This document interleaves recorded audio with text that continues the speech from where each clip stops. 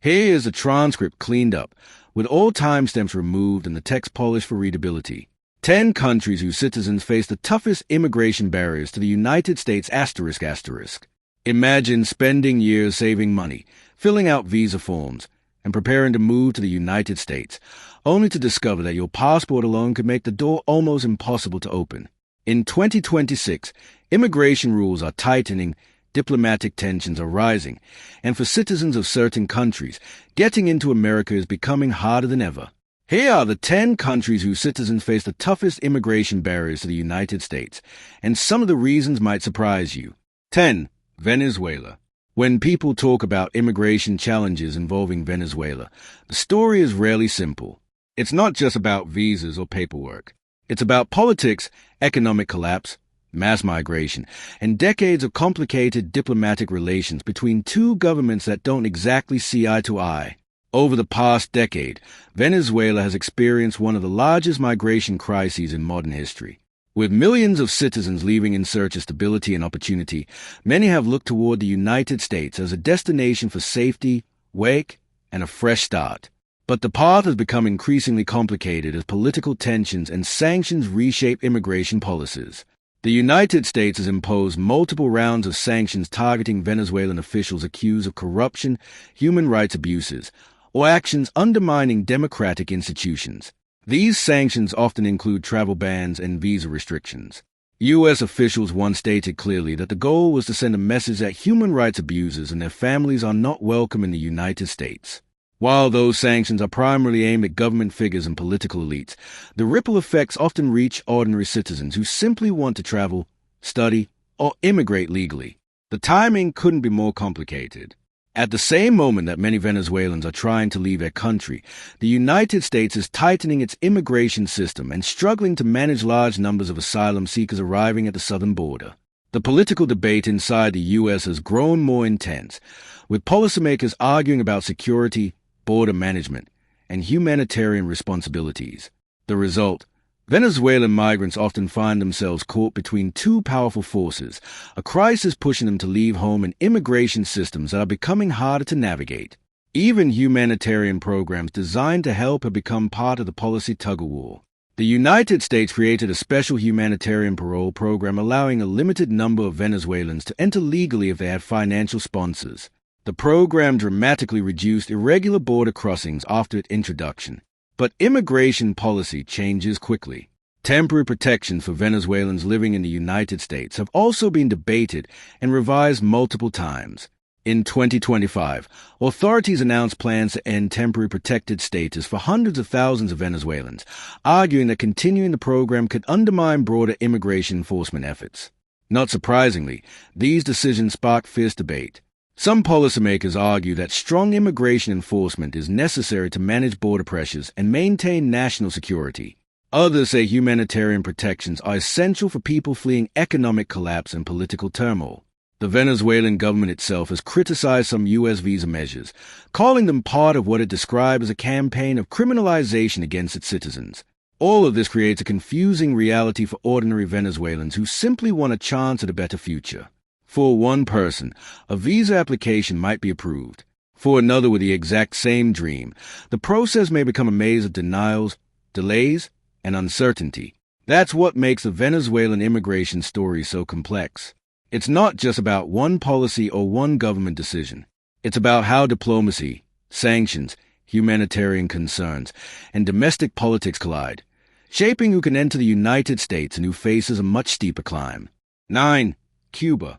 When it comes to immigration to the United States, few countries have a story as complicated or as politically charged as Cuba. For more than 6 decades, the relationship between the two nations has been shaped by ideology, diplomacy, sanctions, and waves of migration that have defined generations of Cuban families. The story really begins after the 1959 Cuban Revolution, when Fidel Castro's government aligned itself with the Soviet Union during the Cold War. Political tensions quickly escalated and diplomatic relations between Washington and Havana collapsed. What followed were decades of sanctions, travel restrictions, and immigration policies unlike anything imposed on most other countries. For years, U.S. law allowed Cubans who managed to reach American soil to stay and eventually apply for permanent residency under the Cuban Adjustment Act of 1966. The law stated that Cubans could become lawful permanent residents after 1 year in the United States. This policy reflected the political reality of the time. During the Cold War, the United States viewed Cuban migrants as people fleeing a communist system. President Lyndon B. Johnson framed the moment clearly when he said, "Those who seek refuge here in America will find it." Over the years, hundreds of thousands of Cubans arrived through various migration waves. Some came by plane as part of organized programs. Others crossed the Florida Straits in makeshift boats during dramatic events such as the Mariel Boat Lift in 1980, when more than 125,000 Cubans arrived in the United States within a few months. But immigration policies rarely stay frozen in time. As decades pass and political conditions evolve, Washington began adjusting its approach. One of the most famous policies, known as wet foot, dry foot, allowed Cubans who reached U.S. land to stay, while those intercepted at sea were returned to Cuba. That policy remained in place for over 20 years. Then in 2017, the United States ended the wet foot, dry foot rule, signaling a major shift in how Cuban migration will be handled. U.S. officials explained the move by saying the goal was to bring immigration rules closer to those applied to other countries, emphasizing the aim of ensuring safe, legal, and orderly migration between the two nations. Yet even after that shift, immigration between the two countries remained deeply influenced by politics and diplomacy. Tensions have fluctuated between periods of cautious engagement and renewed confrontation. Sanctions have expanded at times. Consular services have been suspended or reduced during diplomatic disputes, and visa processing has often slowed dramatically. For ordinary Cuban citizens, those political dynamics translate into very real obstacles. Imagine preparing documents for a visa interview, gathering proof of employment, saving money for application fees, and hoping to reunite with family members already living in the United States, only to face delays because diplomatic relations between the two governments suddenly change. At various points, U.S. officials have warned that irregular sea migration remains dangerous and unpredictable, noting that such journeys are extremely dangerous and can result in loss of life. That warning reflects the tragic reality that desperate crossings across open water have claimed many lives over decades. Today, Cuban migration continues to evolve as economic conditions, political pressures, and diplomatic relations shift from year to year. Some Cubans pursue family reunification visas. Others apply for humanitarian programs. Many simply wait, hoping policies will become more stable. And that's a key thing to understand about Cuban immigration to the United States. It has never been just about visas or border checkpoints. It's about history, politics, and the relationship between two neighboring countries whose ties have shaped the hopes, frustrations, and life decisions of millions of people. 8. Myanmar. Political instability can change the course of a country overnight, and sometimes it reshapes the opportunities its citizens have far beyond their borders. Myanmar is one of the clearest examples of how internal political turmoil can ripple outward, affecting diplomacy, travel, and immigration opportunities with countries like the United States. For years, Myanmar, also known as Burma, was slowly emerging from decades of military rule. The country began to open up politically in the 2010s, and democratic reforms raised hopes both within the country and internationally. Diplomatic relations with the United States improved, sanctions were eased, and many believed Myanmar was entering a new chapter.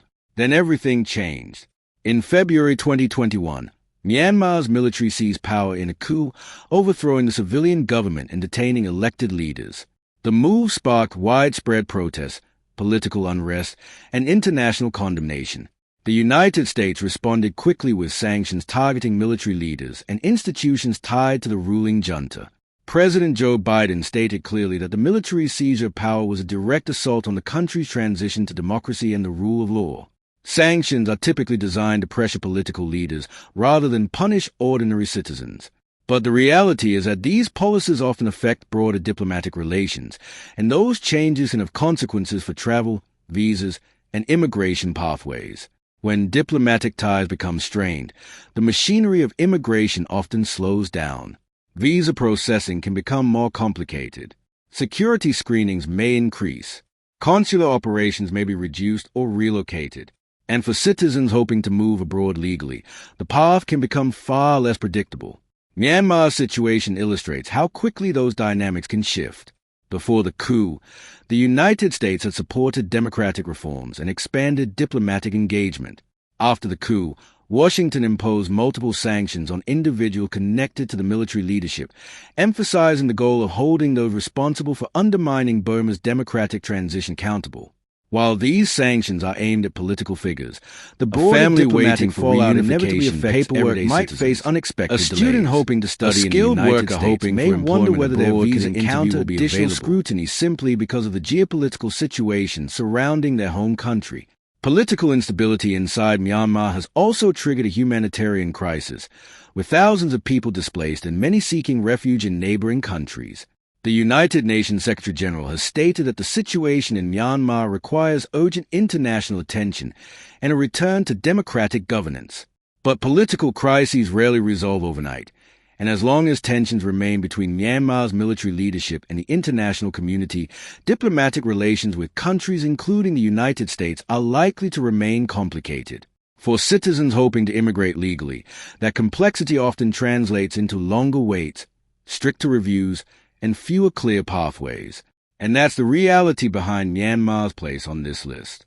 Immigration isn't always shaped by personal qualifications or individual dreams. Sometimes it's shaped by events happening thousands of miles away, inside government buildings, military headquarters, and diplomatic negotiations that ordinary people have no control over. 7. Eritrea.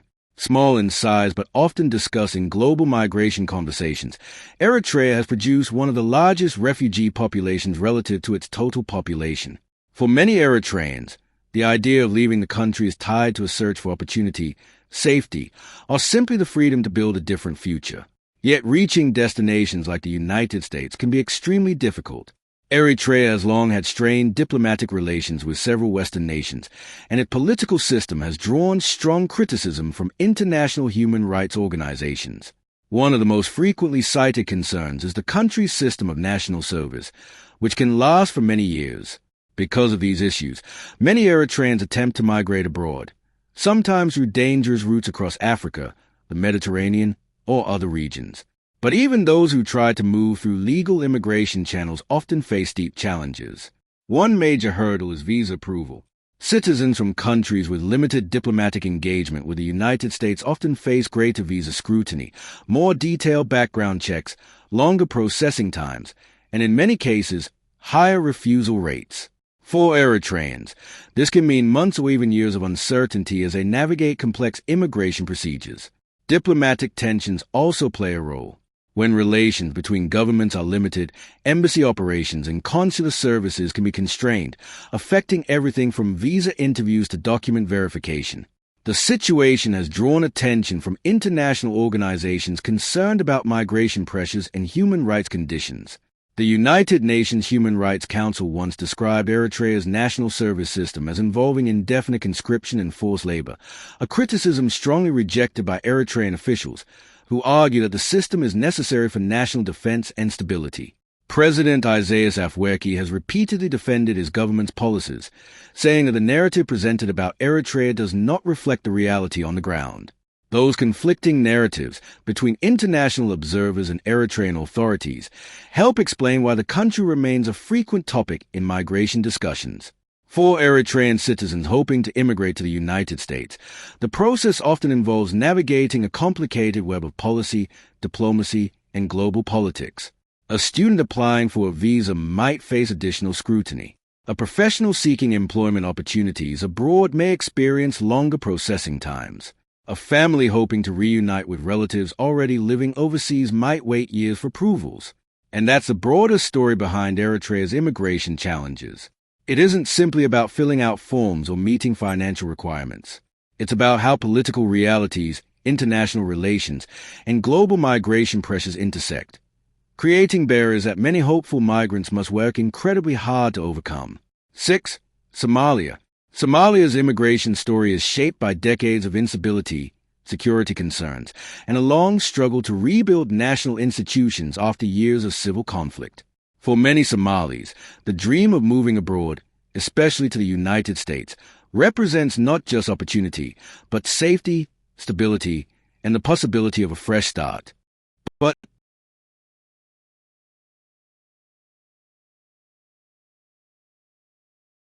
That path has often been complicated. For years, Somalia has faced challenges related to political instability, militant groups, and fragile government structures. These realities have influenced how other countries approach travel and immigration policies involving Somali citizens. Security screening for visa applicants from conflict-affected regions tends to be more extensive, often leading to longer processing times and additional background checks. In the United States, Somalia became part of a broader immigration debate in the late 2010s, when several countries were subject to travel restrictions based largely on security assessments. The U.S. government argued the measures were necessary to strengthen border security and ensure that immigration screening systems were working effectively. President Donald Trump defended the policy by stating that the country could not allow people who could not be safely vetted. The restrictions were controversial. Critics argued they unfairly targeted certain populations and made it harder for families to reunite, while supporters said the policies were about national security and improving screening procedures. Regardless of political opinion, the impact on ordinary Somali citizens was real. Visa applications often faced delays. For Somalia, additional documentation were often very high, and more Somalia has produced a large diaspora of individuals with family members already living in the United States, forming in cities across North America, immigration process taking far longer than expected. Many families are spread across multiple countries, waiting years for legal immigration processes to bring relatives together. International leaders have frequently emphasized the importance of stability in Somalia as a long-term solution to migration challenges. UN Secretary-General Antonio Guterres once described the country's situation by noting that the people of Somalia have shown extraordinary resilience in the face of immense challenges. That resilience is visible in the stories of Somali students, professionals, and entrepreneurs who continue to pursue opportunities abroad despite the obstacles. Immigration pathways to the United States still exist, including family reunification visas, refugee programs, and other legal channels, but applicants often face stricter scrutiny than citizens of many other countries. And that's a reality behind Somalia's place on this list. It isn't simply about borders or paperwork. It's about how global security concerns, historical conflicts, and evolving immigration policies intersect, shaping the chances of millions of people who are simply looking for stability, opportunity, and a place to build a better future. 5. Yemen. Few places in the world illustrate the connection between conflict and migration as clearly as Yemen. Years of war, humanitarian crisis, and political instability had dramatically reshaped life inside the country, and those conditions have also affected how immigration systems around the world handle applications from Yemeni citizens. For many Yemenis, the desire to move abroad is tied to survival as much as opportunity. The country has faced one of the worst humanitarian crises of the modern era. Infrastructure has been destroyed. Economic activity has collapsed in many areas. Millions of people have struggled with shortages of food, clean water, and medical care. The United Nations once described Yemen as the world's worst humanitarian crisis, pointing to the devastating impact the conflict has had on civilians. Those realities naturally prompt many people to seek ways to leave. But immigration to places like the United States has often been difficult for Yemeni citizens, partly because the ongoing conflict Yemen also became part of a broader immigration debate in the United States during the late 2010s. Visa applicants from countries experiencing active subject to travel restrictions undergo additional background checks and longer processing timelines. Supporters of those policies argue they were necessary to strengthen the immigration screening system. President Donald Trump defended the measures by saying the country wants people coming in legally and properly vetted. Critics, however, argue that the restrictions place additional hardship on families already facing extraordinary circumstances. For Yemeni families separated by borders, the consequences were often deeply personal. Some were waiting to reunite with relatives who had already settled in the United States. Others hoped to study, work, or rebuild their lives after losing their homes and livelihoods to the war. The immigration process can be challenging even under normal circumstances. For applicants from countries experiencing ongoing conflict, the hurdles multiply quickly. Longer background checks, limited embassy services, and unpredictable policy changes. Meanwhile, the humanitarian crisis inside Yemen continues to draw global concern. UN Secretary-General Antonio Guterres has warned about the devastating impact of the conflict, stating that Yemen is suffering from a situation that has caused immense human suffering. For ordinary Yemenis hoping to immigrate legally, the reality is that global politics, security considerations, and humanitarian concerns all intersect in ways that shape their chances. And that's what defines Yemen's immigration story today.